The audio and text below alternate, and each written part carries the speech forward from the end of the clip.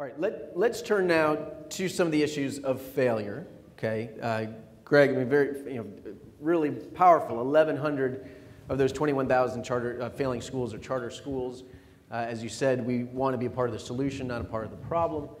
Nina, let me start with you. Greg talked about some policy changes here to be promoted, including these death penalty laws like we have in Ohio, where there's an automatic closure, or at least that's the default. Or some accountability for authorizers, that if authorizers continue to authorize low-performing schools, they will eventually be shut down. Are these things worth supporting across the country?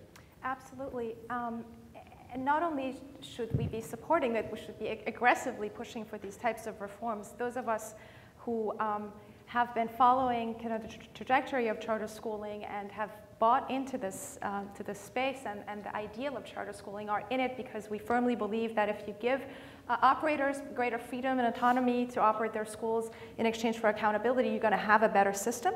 And so long as you have failing schools out there, schools that are no better than the traditional public school system, you are doing a disservice to this cause and this movement, and it will definitely slow us down. And in fact, it has slowed us down considerably.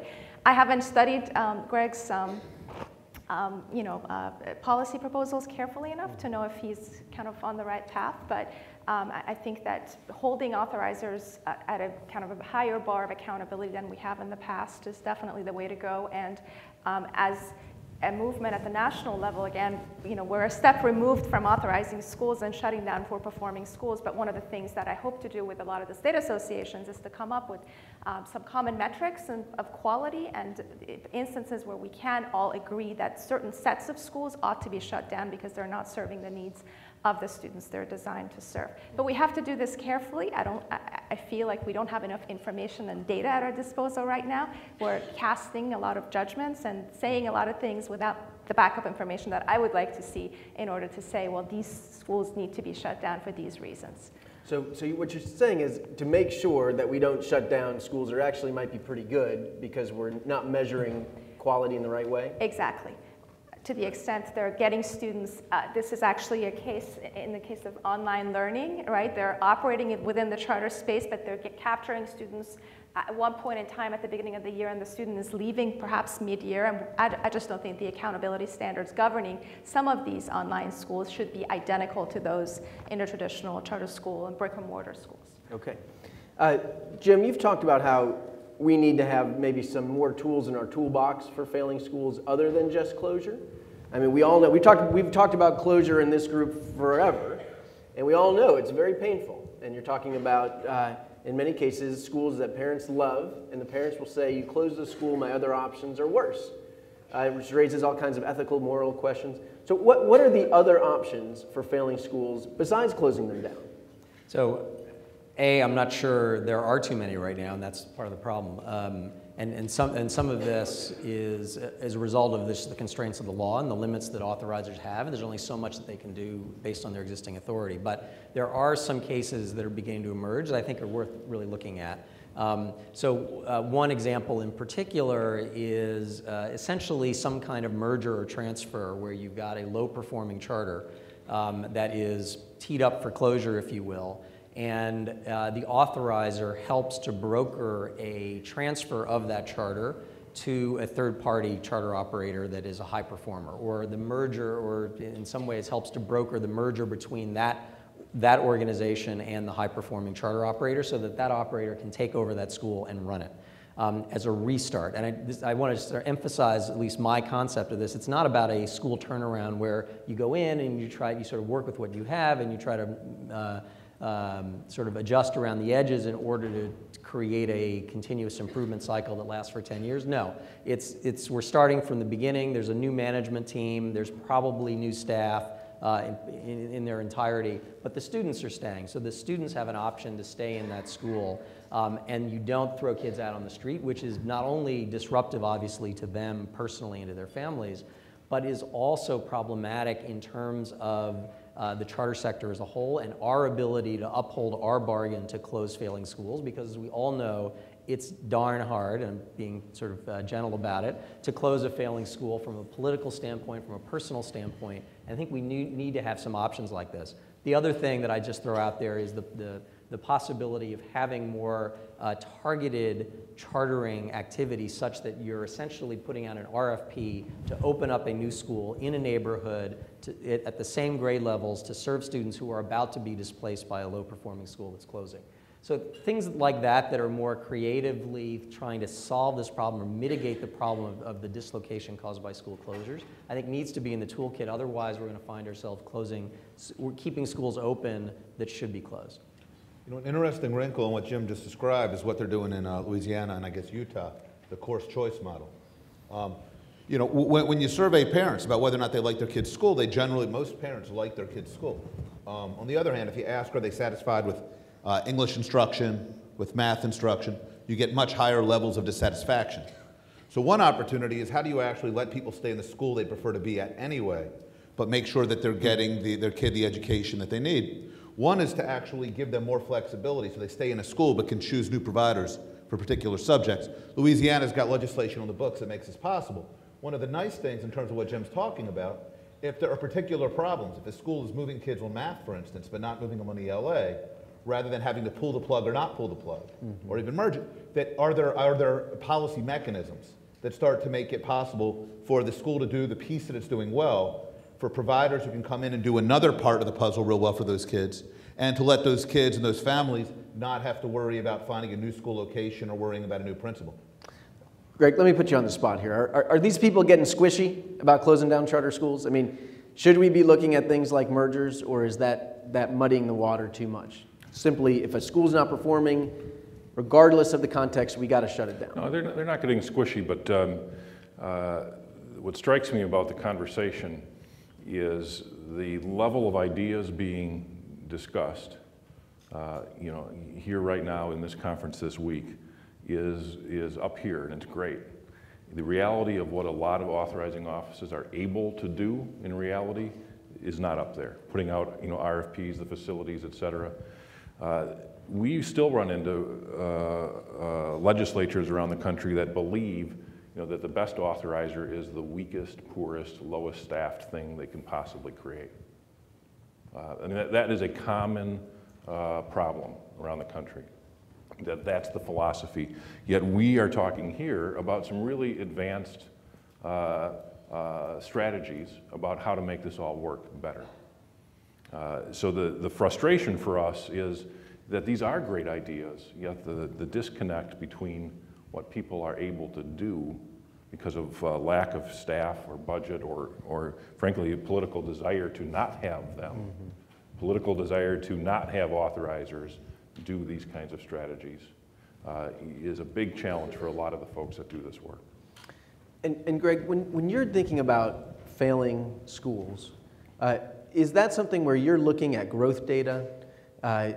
In other words, we're just talking about schools that are not making progress over time. Or do you think there are some schools that may be making growth, but their proficiency rates are just so low that even they should get closed down? Well, what we recommend is that a good authorizer is looking at growth and proficiency and other measures. Could be comparison scores, could be completion, graduation rates, college going rates. Look at a full scorecard of data. We've learned from our work around the country is there's no single right mix of that recipe. You know, some places are going to want to weight something 40%, others 20%. That's fine, but have that full mix, which includes growth. To us, the most meaningful piece of data we're looking at, as well as the other pieces as well.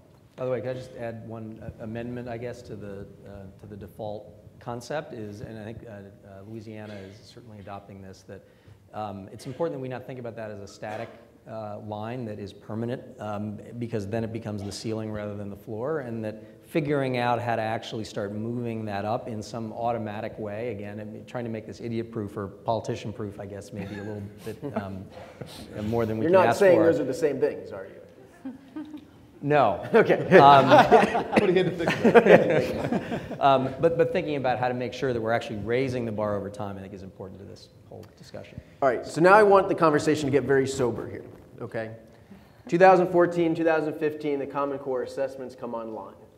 All right, if they are as rigorous as many of us expect them to be, hope them to be, and the cut scores are set at true college and career readiness, we are going to see proficiency rates across the board, but including in this sector, plummet. Including for a lot of those schools that we all celebrate as huge successes. Suddenly, at least probably for the first year or two, they're going to look pretty bad. And many other schools are going to look really bad. And so the question is, how are we as a sector going to handle this? This is now getting pretty close. And we're going to have massive failure rates on the Common Core, I am predicting. If that's true, how do we handle that? Do we suddenly pivot and just start talking about growth? Or how do we rise to that challenge? What are we going to do about this? Anybody want to take that on? Nina?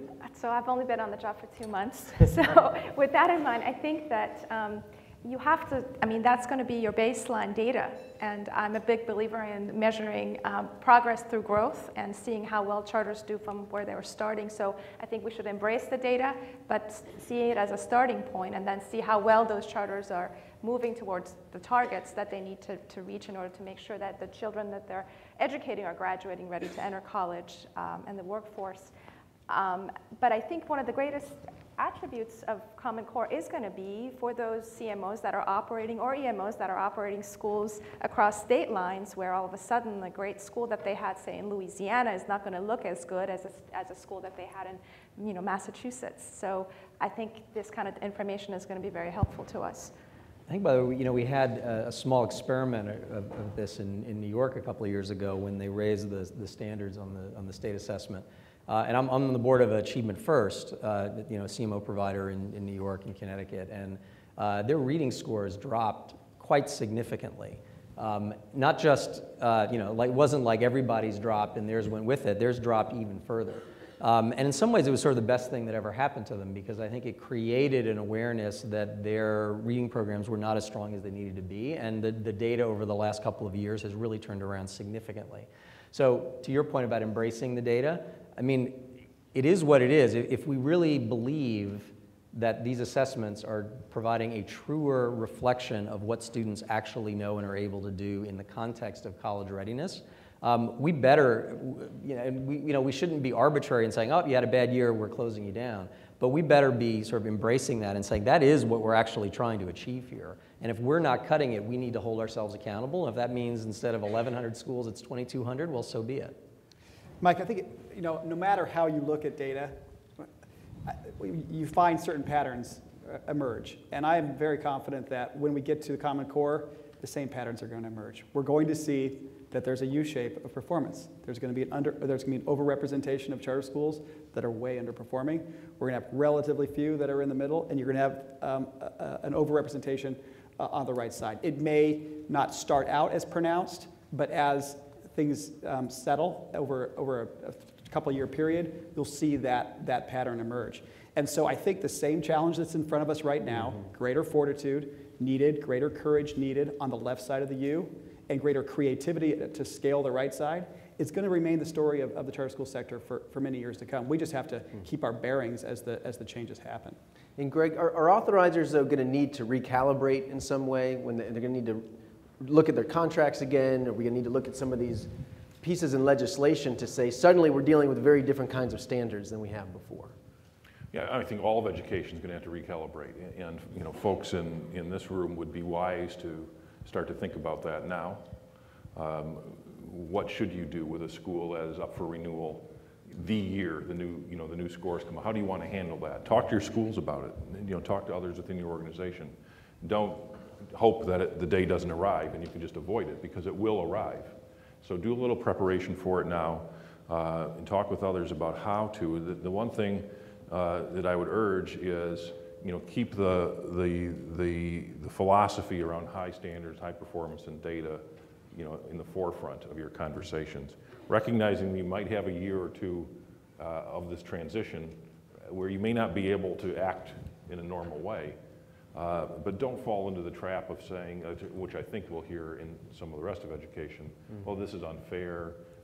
These are no good. Let's not get into that kind of language around it. Let's embrace the challenge, prepare for it, go through a transition period, and come out the other side. Good. Okay, last topic. One of us up here has written a lot about what he's called the achievement gap mania. You want to guess? Yes, that was Rick. Who's argued that the focus in school reform has been so much on kids who are coming from situations that are challenging, like Greg talked about this morning, that we've overlooked the broader issues, some of the broader issues in education reform. That while certainly we need to have we have a moral commitment to serving kids who are coming from poverty and to make sure they have good schools, there are other kids who are not well served in the system also. And so I want to put this to you. Are we too focused in this movement on the no excuses charter schools serving that high poverty demographic?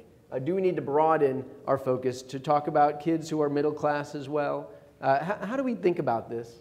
And how does that interact with how we think about innovation in this charter school space? You know, if we're all about trying to narrow those achievement gaps, it gets a lot of us to a place where we're talking about KIPP and a handful of other CMOs, the no excuses ones. Is that too narrow a focus for us? Who wants to tackle that first? Rick? Sure. One, you know, it has always struck me from the time I was a classroom teacher that we have an obligation to ensure that all of our children are maximizing their gifts. And it strikes me that the education conversation has put such notions in the back seat for the past 10 years. That the conversation has been about how do we make sure that the worst off kids are proficient, primarily in reading and math and graduating high school. I have no problem with that, don't get me wrong. But it does strike me that we have made that the conversation and everything else is a secondary issue. There's a couple of costs to doing that. One, we have made the metrics of interest, those metrics that are most relevant when we're dealing with the worst off kids. Whether or not children in East LA and DC are literate and numerate is obviously a huge issue. If they're not, they got no shot. On the other hand, 20 miles down the street in those kinds of communities, you have families that are not at all concerned about literacy and numeracy because their kids are entering at first grade with 20,000 word vocabularies. Their kids are reading ahead and doing math ahead of grade level. And those families are particularly concerned about things that we in the charter community think are wrong. The soft stuff, world languages, social studies, because they got the other stuff covered. I have no idea what we're doing for them. That is not something we focus on. It's not something we talk about. It's not something we measure. Third thing is I think this has killed us on the innovation front.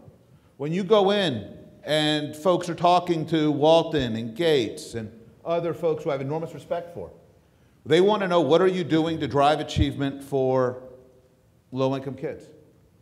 And what you do to drive achievement for low-income kids is you extend the school day, you extend the school year, you hire lots of people who work 85-hour weeks, and you do what we know how to do, but you do it more and you do it better.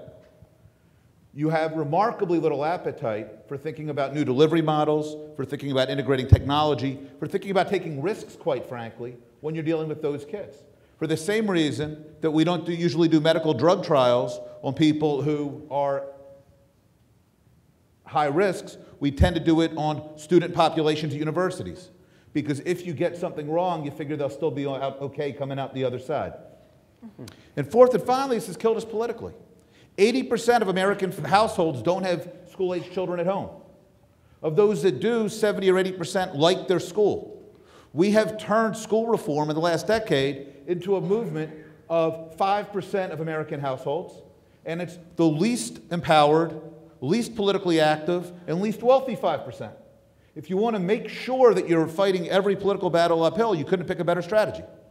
So I think if you really want to do transformative, broad-based education reform, you've got to deal in the people who we are often dismissive of, and that's suburbanites and middle class. And we can't tell them that their schools are worse than they think, and that's why they should get behind us. We've got to be talking to them about what are we doing to help solve their problems for their children. So Jed, the movement in California is broader. Like many of the early adopter states, you've got laws that aren't just narrowly focused on the cities or high poverty kids. So how does this play out in California? Is it important in California that the movement is broader and serves middle class kids too? Oh, absolutely. And I want to say, hey, Rick, let's go visit some schools in California. There's reason for optimism in California. We do have a large number of schools in East LA. I can drive within 20 miles to suburban schools and see schools doing really innovative stuff that resonates in the suburbs. I also think people decry what's happening in California from a per pupil funding basis, but the mother of invention is there, and the kinds of new hybrid models that are coming on, and the abandon with which organizations are throwing themselves into it, I think is really rather encouraging. And when you see, from a political standpoint, you have parents from the suburbs willing to come to the legislature to make the visits in the district offices and to educate on our issues, it's absolutely a goldmine for us. I mean, a structural problem we have in California is beyond the middle class, the wealthy school districts are funded differently. Those schools, those areas only have to give to the charter schools the same amount of funding that the rest of the state gets, but they do not get the same level of funding that the area traditional public schools do. And that is a niche where we're really hurt by that. And so we then have to make the political calculus that you're talking about, which I think is more prevalent in many other states and perhaps more severe. Do we put our political capital toward getting funding equity for charter schools in affluent neighborhoods, or do we spend our political chits someplace else? So there are aspects of the problem, but in California I think there are some things that are actually pointing forward in ways that other states could maybe learn from. Nina, let you have the last word on this. Sure. So, I mean, let's not forget the fact that chartering as a reform in and of itself is probably one of the greatest innovations that we've created in the policy space, and the history books will always remember chartering as one of the greatest innovations.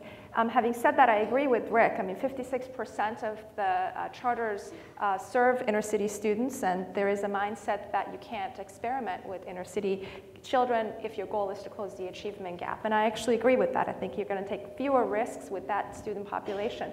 But one of the things I just want to highlight very quickly is the types of people you need to attract to this space in order to do the innovations that we're talking about are just not attracted to this space at this juncture. There are just too many rules and regulations, and the number of rules and regulations have actually increased over the years. A lot of them are coming from the federal government, from the states. So in order for us to kind of change the discussion, I also think we have to have a more honest discussion about what we're trying to accomplish, and to the extent possible, what are some rules we need to take off the books in order to attract those individuals, especially those in the technology field, who could otherwise be doing great innovations in the charter school space. Mike, can I say one just last thing on the talent thing? Because we talk about people gravitating to the charter school space. I mean, as an authorizer, from my past, you look at all of the opportunities that there are within the charter school landscape. Where do you want to be? You want to be where you're most free, where you're most empowered. And I think what we're finding, within the authorizing context is it's sometimes the most challenging space to be. Because you're not empowered. You're not given full authority to make all the decisions that you want to. You're not given all of the resources. The profession is not respected at the level that it needs to be. And yet, if you look at, if we're all on our way to New Orleans, the architects of the new system are sitting in this room right here. These have to be the absolute smartest, most energized, capable people we can ever have. And folks that are doing it now are doing an incredible job, but leaning against so much.